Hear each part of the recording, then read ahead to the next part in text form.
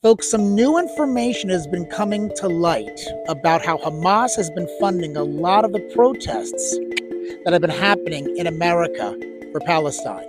I'm going to take you through Jessica Yellen's posts as quickly as I can to give you the gist. A new lawsuit alleges that people in the U.S. with long-standing ties to Hamas have formed shell groups that are supporting U.S. campus protests. The two groups named in the lawsuit, the defendants, are American Muslims for Palestine, or AMP, and National Students for Justice in Palestine, NSJP. And the lawsuit states that basically AMP and NSJP are the same entity.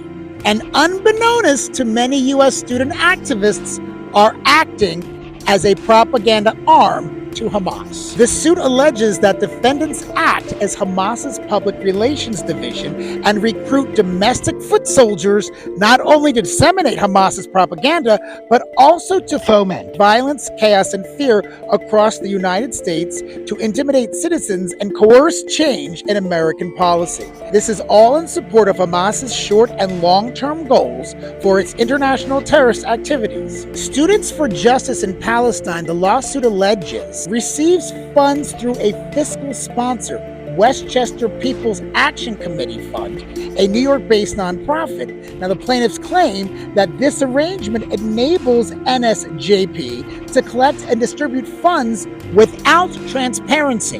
Now, one of the things they say in the allegation is that there's an NSJP toolkit that was disseminated on October 8th, one day after the October 7th massacre.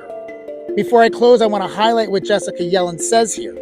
Just to be clear, there is no allegation in the lawsuit that student protesters are aware of any alleged direct ties to any known terror organizations.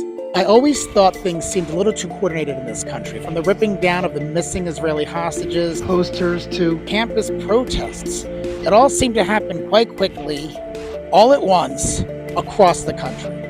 Know the facts, end anti-Semitism, stop Hamas.